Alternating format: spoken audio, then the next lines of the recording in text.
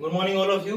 आज हम पढ़ते हैं oogenesis फॉर 12th क्लास। तो इसके बाद इससे पहले हमने स्ट्रक्चर ऑफ द स्पर्म पढ़ा था।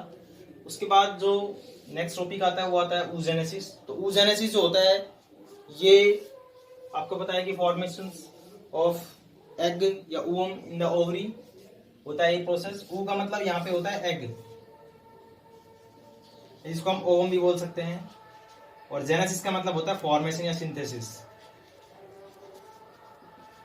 ठीक है, तो it is a biological process in which the formation of the egg or ovum, ठीक है, take place in the ovary. इसको हम कहते हैं oogenesis प्रोसेस। अभी जो oogenesis होता है ये स्पर्मेटोजेनेसिस की कंपैरिजन में काफी कॉम्प्लेक्स होता है। और दूसरी बात मैं बताने देना चाहता हूं यहाँ पे कि जो स्पर्मेटोजेनेसिस होता है वो प्यूबर्टी के टाइम स्टार्ट होता है, लेकिन जो oogenesis होता है ये डिलीवरी से पहले ही होता है। जब बर्थ होता है बेबी का, फीमेल बेबी का, गर्ल्स का, तो उसके पहले ही ये फॉर्मेशन ऑफ द मतलब जो शुरुआत होती है स्टेप्स की oogenesis की, तो ये डिलीवरी से पहले ही यानी बर्थ से पहले ही शुरू हो जाता है। ठीक है, तो इसमें क्या होता है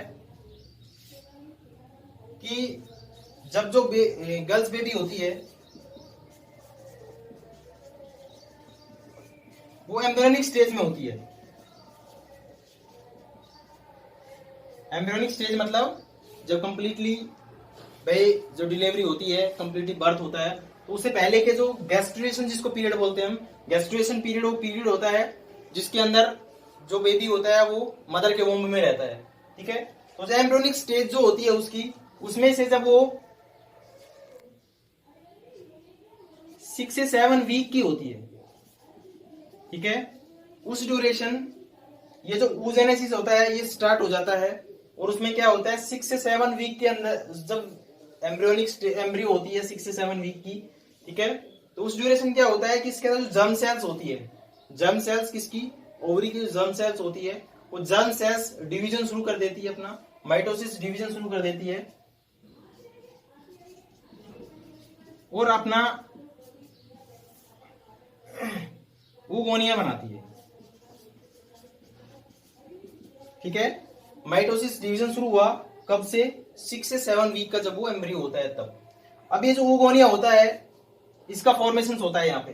ठीक है, तो जो oogonia होता है इसके जो नंबर होते हैं ये यहाँ पे मेन इंपॉर्टेंट है, जो नीट पॉइंट ऑफ व्यू से काफी इंपॉर्टेंट है। एनसीईआरटी में मेंशन नहीं है लेकिन ये बहुत ज्यादा पूछे जाते हैं।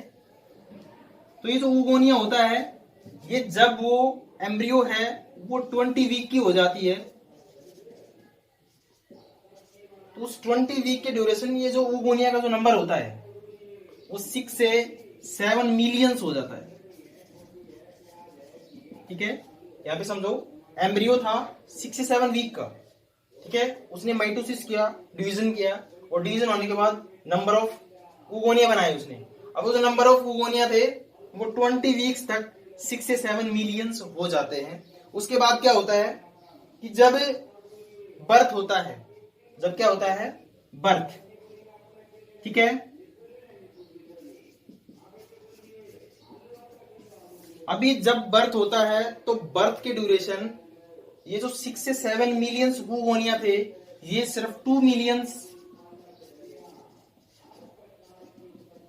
oogonia रह जाती है। ठीक है, बर्थ हुआ भाई 20 वीक्स तक तो क्या थे 6 से 7 मिलियंस थे oogonia, लेकिन जब डिलीवरी हुई, बर्थ हुआ बेबी का, गर्ल्स बेबी का, उस ड्यूरेशन जो ये नंबर ऑफ जो oogonia थे ये रिड्यूस हो जाते हैं, क्योंकि इसमें से बहुत सारे जो oogonia होते हैं वो डिजनरेट हो जाते हैं, डेड हो जाते हैं। ठीक है, अब हमारे पास क्या है कि एनसीईआरटी में मेंशन किया हुआ है कि at the time of birth, at the time of birth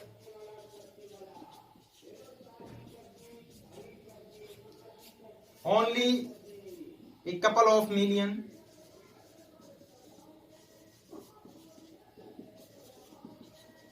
of oogonia are left। ठीक है, इसमें ये एक कपल ऑफ मिलियंस का मतलब यहाँ पे 2 मिलियंस। ठीक है, तो जब बर्थ होता है तो उसके अंदर 2 millions of the oogonia are remain. ठीक है, तो सिर्फ क्या होता है oogonia। बसता है यहाँ पे। उसके बाद क्या है कि जब प्यूबर्टी आती है उस ड्यूरेशन ये जो 2 मिलियन ऑफ oogonia थे ये माइटोसिस डिवीजन शो करते हैं और उसके साथ डिफरेंशिएशन शो करते हैं। डिफरेंशिएशन का मतलब क्या होता है कि जो ओरिजिनल शेप एंड साइज है उसका उससे थोड़ा सा वो डिफरेंशिएट हो जाना, ठीक है, उससे थोड़ा सा उसके अंदर मॉडिफिकेशन हो जाना, उसको हम डिफरेंशिएशन बोलते हैं, ठीक है। तो 2 मिलियन ऑफ oogonia थे, इसमें क्या हुआ, माइटोसिस डिवीजन हुआ और माइटोसिस डिवीजन होने के बाद उसने क्या बनाया, प्राइमरी oocyte, ठीक है। लेकिन ये 2 मिलियन ऑफ oogonia थे और आपको पता है कि जब डिवीजन होगा डिफरेंशिएशन होगा तो या तो इससे ज्यादा ही नंबर आने चाहिए किसके, प्राइमरी oocytes के, लेकिन प्राइमरी जो oocytes होता है उसका नंबर यहाँ पे और कम हो जाता है और वो हो जाता है 60,000 से 80,000। ये मोस्ट इंपोर्टेंट है कि प्राइमरी जो oocytes होते हैं वो कितने बनते हैं, 60,000 से 80,000, क्योंकि यहाँ पे जो 2 मिलियन ऑफ oogonia होते हैं वो या तो कंप्लीटली टेक पार्ट नहीं करते माइटोसिस डिवीजन की ड्यूरेशन, ठीक है, या कुछ जो कुछ oogonia थे वो क्या हो गए, डेड हो गए यानी डिजनरेट हो गए। तो इसके अंदर जो प्राइमरी oocytes का फॉर्मेशन होता है due to presence of mitosis division और डिफरेंशिएशन, सिर्फ और सिर्फ 60,000 से 80,000 हमारे पास प्राइमरी oocytes बचते हैं, ठीक है। अब ये जो प्राइमरी oocytes होते हैं ये स्टेप फिर रुक जाता है यहाँ पे, और रुकने के बाद क्या होता है कि सिर्फ और सिर्फ जो ये प्राइमरी oocytes थे, ये प्राइमरी oocytes के सिर्फ 400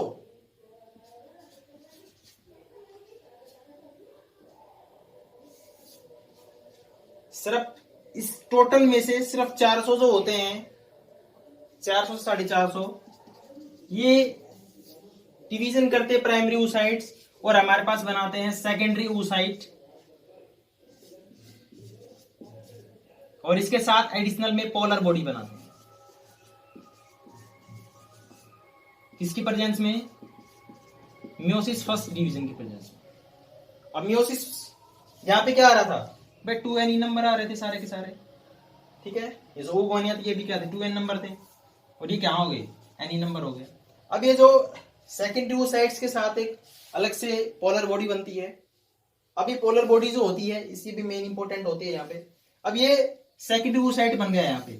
अब जो सेकेंडरी oocyte होता है वो सेकेंडरी oocyte जब फर्स्ट मेंस्ट्रुएशन साइकिल आती है, ठीक है, फर्स्ट की आती है, मेंस्ट्रुएशन साइकिल आती है, और जो सेकेंडरी oocyte होता है ये भी हमारे पास 400 से 450 ही होते हैं, ठीक है। यानी कि ये प्राइमरी oocytes ज्यादा हो सकते हैं लेकिन हमारे पास जो सेकेंडरी oocytes होंगे, अब ये प्राइमरी जो oocytes होंगे बहुत ज्यादा पड़े रहेंगे ओवरी के अंदर, लेकिन इसमें से जो 400 450 होते हैं वही क्या बनाते हैं, सेकेंडरी oocytes बनाते हैं। तो सेकेंडरी oocytes टेक पार्ट 400 से 450 करते हैं। अभी जो सेकेंडरी oocyte जो है ये क्या है, ओवरी के अंदर रहता है, ग्राफिन फॉलिकल बताएंगे क्या होता है। अब क्या है कि ये सेकेंडरी oocytes जो बना इसके साथ एडिशनल एक पोलर बॉडी बनती है, ठीक है। तो पोलर बॉडी जो बनती है उस पोलर बॉडी के अंदर क्या होता है, स्पेसिफिक मतलब sufficient amount of the cytoplasm होता है, क्रोमोसोम नंबर ऑफ क्रोमोसोम भी रहते हैं। तो इन दोनों के अंदर क्या होता है, एक तो ये जब डिवीजन होता है, माइटोसिस डिवीजन होता है, तो उस ड्यूरेशन माइटोसिस फर्स्ट डिवीजन होता है, तो उस ड्यूरेशन क्या होता है कि ये इसके अंदर स्पेसिफिक यानी मतलब sufficient amount of the cytoplasm रहता है। तो वो क्या करता है कि इसके अंदर उसके जो मतलब साइटोप्लाज्म जो कंटेंट्स होता है उसके अमाउंट को ये एक प्रकार से मेंटेन करके रखता है, ठीक है। और बाद में पोलर बॉडी होती है वो डिजनरेट हो जाती है, ठीक है। तो सेकेंडरी oocyte बन गया। अब ये जो सेकेंडरी oocyte होता है, ठीक है, ये सेकेंडरी oocyte मैच्योर होने के बाद रिलीज होता है किससे, ओवरी से। ठीक है, सेकेंडरी oocyte था, इसके साथ ही पोलर बॉडी बनी थी। ठीक है, तो सेकेंडरी oocytes जो रिलीज होता है, अब मेन बात आती है यहाँ पे कि सेकेंडरी oocyte जो होता है ये मैच्योर होने के बाद डिवीजन करके ओवम जो होता है उसका फॉर्मेशन ओवरी के अंदर क्यों नहीं करता। ठीक है, और नीट में एक क्वेश्चन बहुत ज्यादा बार पूछा गया है कि सेकेंडरी जो oocyte होता है उससे क्या बनता है, ओवम बनेगा, एग बनेगा हमारा। लेकिन ये जो प्रोसेस होता है ये ओवरी के अंदर नहीं होता। क्यों? क्योंकि ये सेकेंडरी oocyte जो होगा ये सेकंड मियोसिस करेगा। ठीक है, ये मियोसिस सेकंड बोल सकते हैं इसको हम। अब ये मियोसिस सेकंड करेगा, लेकिन प्राइमरी जो oocytes होता है उसके पास जो स्पिंडल फाइबर्स के फॉर्मेशन के लिए रेस्पॉन्सिबल चाहिए, ठीक है, जिसको हम बोलते हैं सेंट्रियोल। तो सेंट्रियोल रेस्पॉन्सिबल होता है। आपने पढ़ा होगा कि मियोसिस फर्स्ट जो होता है या मियोसिस होता है या मियोसिस सेकंड होता है, उसमें क्या चाहिए, सेंट्रियोल चाहिए, क्योंकि सेंट्रियोल के थ्रू ही स्पिंडल फाइबर्स का फॉर्मेशन होता है और जो सेल होती है वो डिवाइड करती है। तो इसके पास प्राइमरी oocytes के पास तो स्पिंडल फाइबर्स जो फॉर्मेशन होता है उसके लिए जो मतलब सेंट्रियोल रेस्पॉन्सिबल होता है वो प्रेजेंट होता है। लेकिन जो सेकेंडरी oocytes होता है उसके पास सेंट्रियोल जो होता है वो अब्सेंट होता है। अब जब सेंट्रियोल जब अब्सेंट होगा तो ये डिवीजन नहीं कर पाएगा। ठीक है, अब ये सेकेंडरी oocytes मियोसिस सेकंड करना तो चाहते हैं लेकिन इनके पास मटेरियल नहीं है। ठीक है, जो मेन इंपॉर्टेंट जो चीज है सेंट्रियोल वो इसके पास नहीं है। ठीक है, अब क्या होता है कि सेकेंडरी oocyte जो होता है ये रिलीज हो जाता है ओवरी से। ठीक है, और ओवरी से कहां रिलीज हो गया, ये फैलोपियन ट्यूब के अंदर। अब क्या है कि ये सपोज क्या है हमारा सेकेंडरी oocyte से।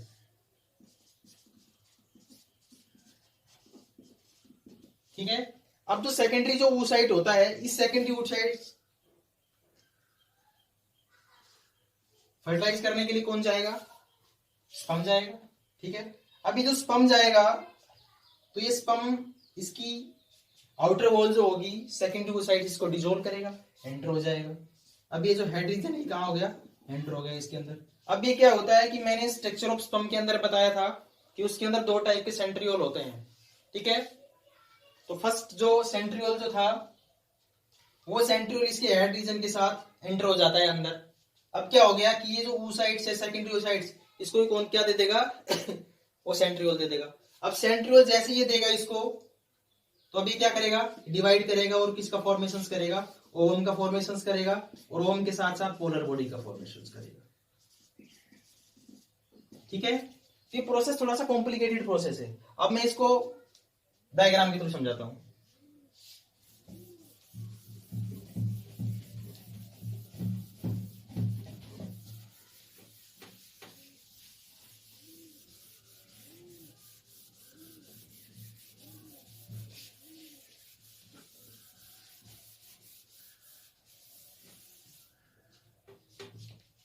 देखो भाई, जो जर्म सेल थी उससे माइटोसिस डिवीजन हुआ और माइटोसिस डिवीजन के थ्रू क्या बन गए, oogonia बन गए। ठीक है, अब ये जो oogonia थे इसने क्या किया, माइटोसिस डिवीजन शुरू किया या डिफरेंशिएशन शुरू किया, तो इसने क्या बनाया, प्राइमरी oocytes बनाया।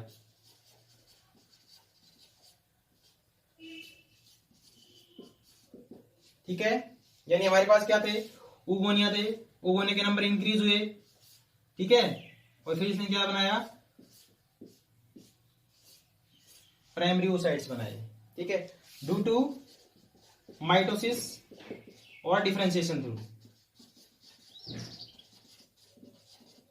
ठीक है, उसके बाद क्या हुआ कि जो प्राइमरी जो oocytes था, अब ये प्राइमरी oocytes था इसमें क्या होगा, mitosis division through, sorry meiosis first through होगा।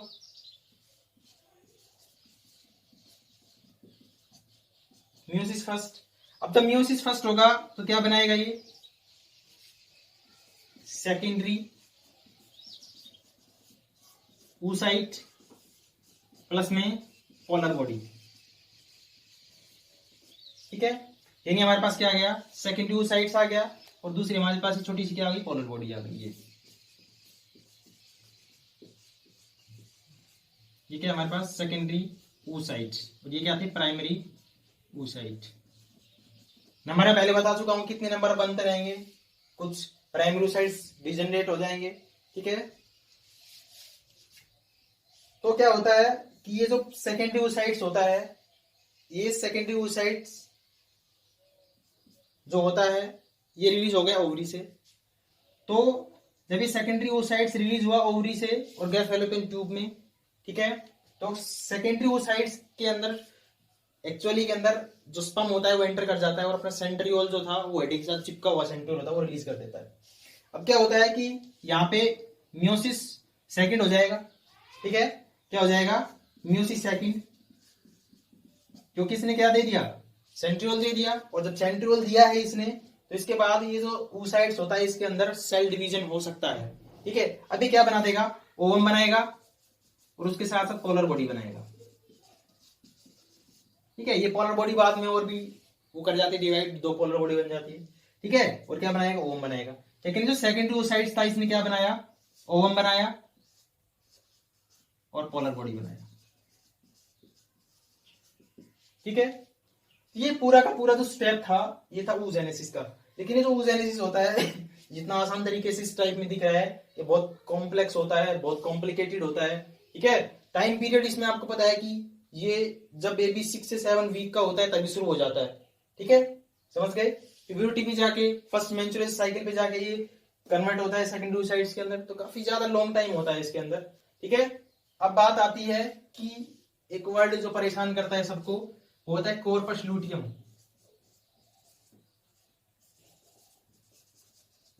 ये क्या होता है, कॉर्पस लूटियम क्या होता है कि जब हमारा प्राइमरी oocytes बनता है, ठीक है, प्राइमरी oocytes बन गया।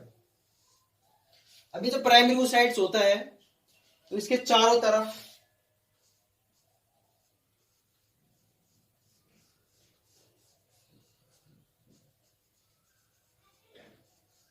ग्रेनुलोसा की जो सेल्स होती है वो उसको सराउंड कर लेती है, किसकी, ग्रेनुलोसा की सेल्स, ठीक है, ये इसको सराउंड कर लेती है। तो ये हमारे क्या था, प्राइमरी oocyte, ठीक है, क्लियर है। अब क्या होगा कि इसके, और इसको हम बोलेंगे प्राइमरी, सॉरी कार्पस लूटियम नहीं, ग्राफियन फॉलिकल,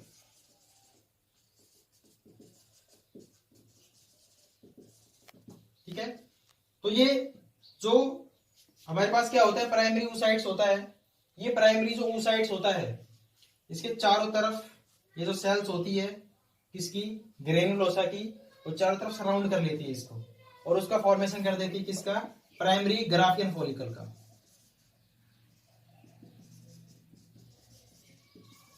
ठीक है। अब क्या हुआ कि भाई ये जो प्राइमरी ग्राफियन फॉलिकल था ये थोड़ा सा और अपना साइज इंक्रीज करता है, इसके बाहर और थोड़ी सी आ जाती है,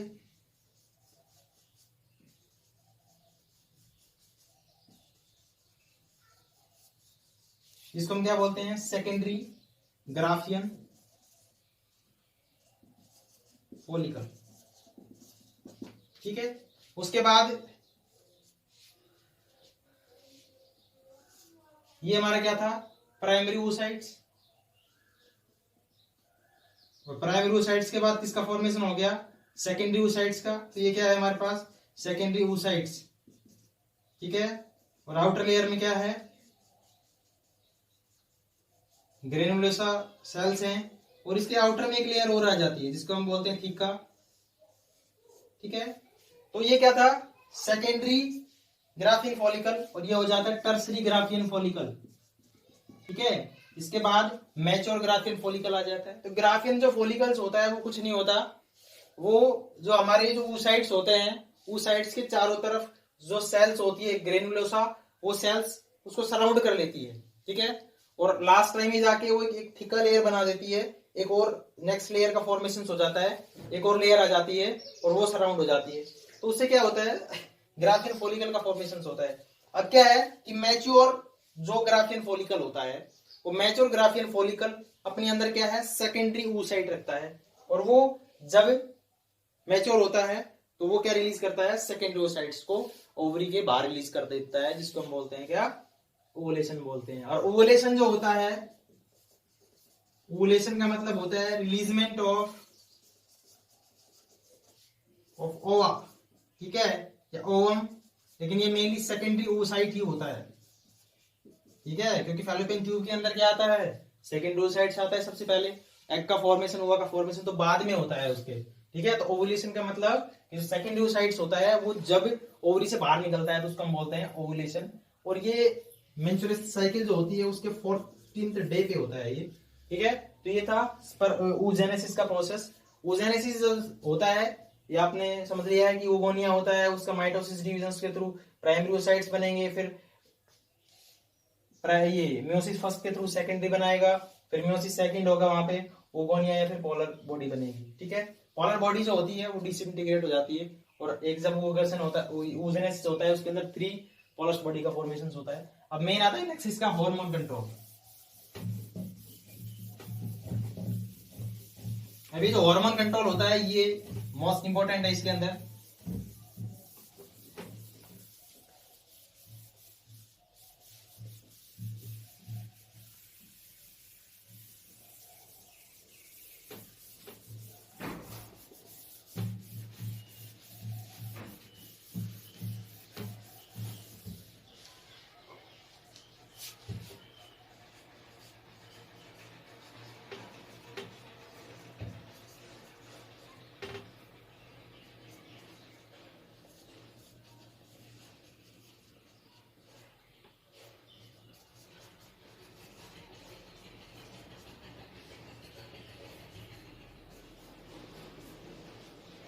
हार्मोनल कंट्रोल, क्योंकि जितने भी प्रोसेस होते हैं सारे के सारे हार्मोन के थ्रू कंट्रोल होते हैं, ठीक है।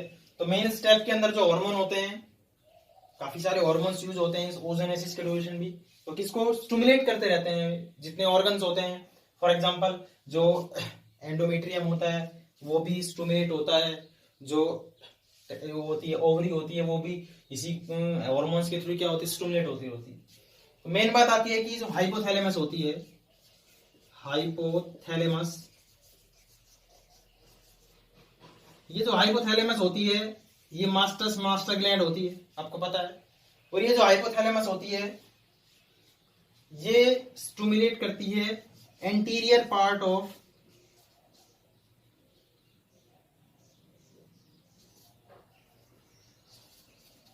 Anterior lobe of pituitary gland को, ठीक है, कि वे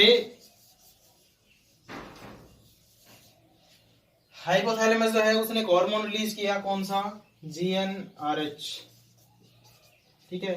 गोनेडोट्रोपिन रिलीजिंग हार्मोन होता है ये, और ये हाइपोथैलेमस ने रिलीज किया। ये जो हाइपोथैलेमस होती है हम इसको बोलते हैं मास्टर ग्लैंड, और ये जो पिट्यूटरी ग्लैंड होती है इसको हम बोलते हैं मास्टर ग्लैंड, क्योंकि ये जो मास्टर ग्लैंड है और इसको भी स्टिमुलेट कर रही है, इसको भी कंट्रोल कर रही है, कौन सी, हाइपोथैलेमस। तो इसमें जो हाइपोथैलेमस होती है इसको हम बोलते थे मास्टर ग्लैंड, और इसको बोलते हैं मास्टर ग्लैंड, ठीक है। अब ये जो एंटीरियर लोब पिट्यूटरी ग्लैंड होता है ये स्टिमुलेट हुआ इस हार्मोन से, तो कुछ ना कुछ एक्टिविटी ये भी शो करेगा, और ये 2 टाइप के हार्मोन रिलीज कर देता है, कौन सा, LH और FSH, ठीक है। LH का मतलब होता है ल्यूटेनाइजिंग हार्मोन, FSH का मतलब होता है फॉलिकल स्टिमुलेटिंग हार्मोन्स, ठीक है। और ये दोनों के दोनों किसको स्टिमुलेट करेंगे, ओवरी को स्टिमुलेट करेंगे। अब मेन बात आती है यहाँ पे कि जो LH होता है, ठीक है, LH ये ओवरी के अंदर जो कॉर्पस ल्यूटियम होता है उसको स्टिमुलेट करता है, ठीक है, कि क्या रिलीज करे, वो प्रोजेस्टेरोन रिलीज करे, ठीक है। दूसरा जो FSH होता है वो ओवरी को रिलीज करता है, कि क्या रिलीज करे, वो एस्ट्रोजन, ठीक है। और ये दोनों के दोनों जो होते हैं फीमेल हार्मोन होते हैं। ये जो प्रोजेस्टेरोन होता है यही आपको पता है कि LH और FSH हार्मोन जो होते हैं ये दोनों के दोनों या पता ओव्यूलेशन के लिए रेस्पॉन्सिबल होते हैं कि जैसे ये इनका लेवल बढ़ता है तो ओव्यूलेशन जो होता है वो आ जाता है LH की वजह से। तो ये इसके अंदर हार्मोन कंट्रोल था।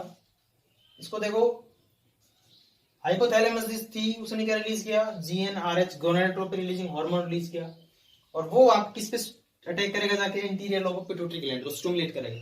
इसने क्या रिलीज की, LH और FSH दो टाइप के हार्मोन थे जो किसने रिलीज किए, anterior lobe of pituitary gland में। अब जो पिट्यूटरी ग्लैंड थी उसने ये दो हार्मोन रिलीज कर दिए, ये LH और FSH। अब ये जो FSH होता है हार्मोन, ठीक है, ये FSH जो होता है ये स्टिमुलेट करेगा ओवरी को, और ये ओवरी के अंदर क्या होता है, जो कॉर्पस लुटियम होता है उसको स्टिमुलेट करेगा। ठीक है, तो ओवरी जो होती है वो एस्ट्रोजन रिलीज कर देगी हार्मोन, और जो कॉर्पस लुटियम होता है वो क्या रिलीज कर देगा, प्रोजेस्टेरोन हार्मोन रिलीज कर देगा। अब जो क्या होता है कि जैसे प्रोजेस्टेरोन हार्मोन्स की कंसंट्रेशन ज्यादा होती है, ठीक है, अगर ये प्रोजेस्टेरोन हार्मोन की कंसंट्रेशन क्या होती है, ज्यादा हो जाती है, तो प्रोजेस्टेरोन जो हार्मोन्स होता है ये GnRH को सप्रेस कर देता है, ठीक है, और इसको इनहिबिट कर देता है। ठीक है, अब जैसे इसको इनहिबिट करता है तो LH और जो FSH है उसकी भी कंसंट्रेशन क्या हो जाएगी, कम हो जाएगी, क्योंकि ये अगर कम रिलीज करेगा कौन सा, हाइपोथैलेमस। ठीक है, अगर ये इनहिबिट हो गया, ठीक है, तो ये पिट्यूटरी ग्लैंड जो है उसको क्या स्टिमुलेट नहीं कर पाएगा, और ये दो टाइप के हार्मोन रिलीज नहीं होंगे। ठीक है, तो ये एक नेगेटिव फीडबैक है इसका, अगर प्रोजेस्टेरोन हार्मोन की कंसंट्रेशन क्या हो जाती है, ज्यादा हो जाती है। ठीक है, तो ये था हमारे पास, ये प्रोजेस्टेरोन है और जेस्ट्रोजन है, ये फीमेल हार्मोन होते हैं। ठीक है, तो ये था hormone control in the oogenesis। Thanks for today.